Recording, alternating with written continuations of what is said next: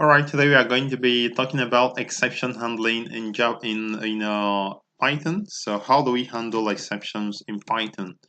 So exceptions basically are things that happen in programming such that the program is not behaving the way it is expected to behave. Let's take for instance we have an input and we want to print out an output. So let's assume we have a prompt that asks the user to enter a number is equal to input. So enter a number. So at this point, let's say I print out the same. You entered, and then I use the number the user entered, and that is fine. So if I run this code, you'll see that everything goes well. If I enter a number, now look at exactly what is going to happen. It says you entered 19 and everything is fine. Okay, so basically what is happening is this prompt is displayed, enter a number, and if the user enters any number, it is assigned to this variable, right? It is assigned to this number variable, and this second line basically just prints out the number to the output. Now let me assume that this number is an integer, so let's say I convert it to an integer using the int function. So let me do it in a second line so that it becomes clear. So if I say number is equal to int, so using this int function, I convert it to a number. So basically, in the first line, this is actually number here is a string, and in this line, number is a what? Is an integer. Okay, so let's now see exactly what will happen when we run this code, and I explain further what exactly will happen. So let's run it. Enter a number, and I enter a number, let's say 10. And now I have an error that says must be string, not int, right? So this error is coming from this place, and for this print function you are seeing here, it doesn't allow an integer to be here. So the problem is we need this number to be an integer and not to be a string and not an integer. So we can solve it by using str is another function. Python actually have so many functions that you can use to get things done. So let's run it at this time. If I now enter a number, everything goes well. But I want to also show you something. Let's say this time, instead of entering a number, I enter something else. It also breaks down. So the challenge is, how do we prevent our problem from breaking down when the user enters something wrong, or when the program encounters some problem? How do we prevent it from breaking down? How do we prevent the scripted message from coming up? So that is why we need a try catch block. So at this point, I mean, not try catch block, is try except block, because I'm coming from Java, so it's always a try catch in Java. So in Python we have try except. So the try is where your normal code runs. So I'm going to put all these lines of code in a try block, and then if it encounters an error, it's going to now run a code I'm going to put in the except block. So let's do it. So simply say try. Remember, Python is really easy.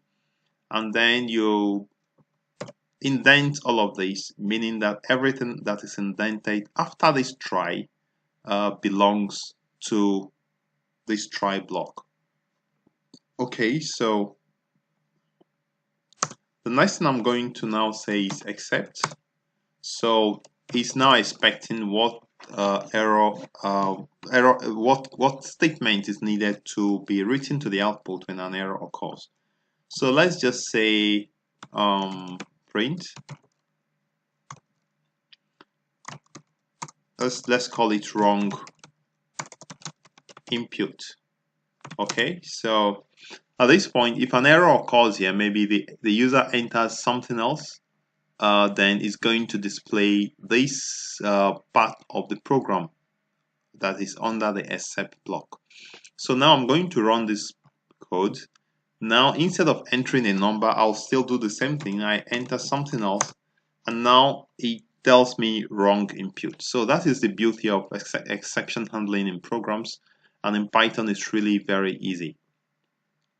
Now let's assume that we have different types of error. Let's take, for instance, this is wrong input, and in Python it is called a value error. So let's say this error is ER1 as value error. Sorry, it has to be in braces. ER1 as value error. I mean, yeah, value error as ER. Okay, ER1. Okay, so I think I'm getting the syntax wrong. ER1 as value error. Okay, so let's leave it this way. So let's say we have value error, meaning that the user entered a wrong input. Let's say we have another type of error. Let's say divide by 0. Remember that you can actually divide a number by 0. That will result in an error in programming. So let's say division by 0. And we have to now tell the user you can't divide by 0. Okay, so depending on the type of error that occurs, you can actually display a message to the user. So now let's run this code, and then first I'm going to use a divide by 0 error. Let's say a is equal to 9 divided by 0. So if I run this code, it's actually not going to get into this value error. It's going to get into divide by 0 error, because that is what we have in the first part of the code. Because remember, Python is an interpreted language. It executes line by line. So if I go ahead to run this, and it tells me you can't divide by 0. Okay, so if I also say I'm not dividing by 0, but I might just enter a wrong input, or maybe, yeah, I enter a wrong input, and then say this, enter a number. Sorry. So wrong input. So the challenge is, or the point is able to jump to the right part of the program depending on where the error occurs. So I'm going to put these two errors in the same place, and I will allow it to select which error have occurred. So let's say we have divide by 0. Okay, I think, yeah, the 9 over 8, fine. And then this error you see here, let's say we have a divide by 0, it corresponds to division by 0. So one thing you need to know is that there are a whole lot of errors you may have to line along the line. I would like to recommend that you pick up maybe some Python book, or if you look at the description box, you might see a link to my website where I explain some of these types of error.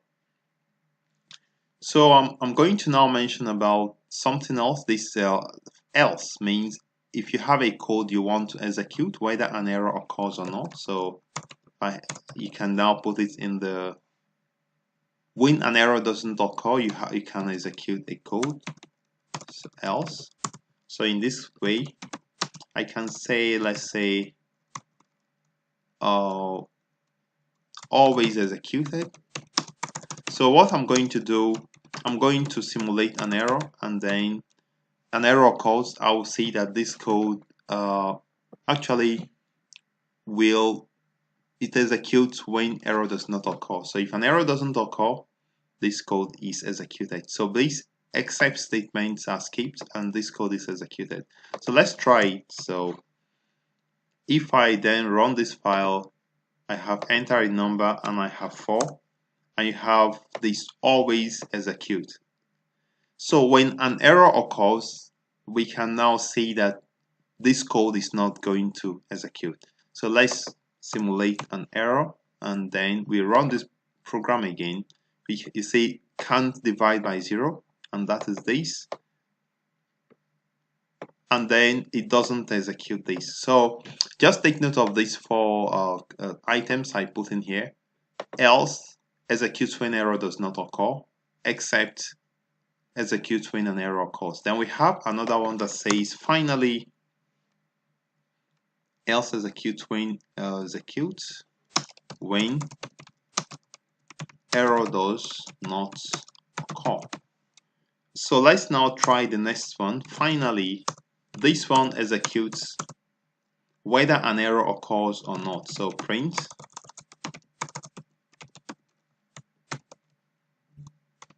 let me just say whether or not error occurs.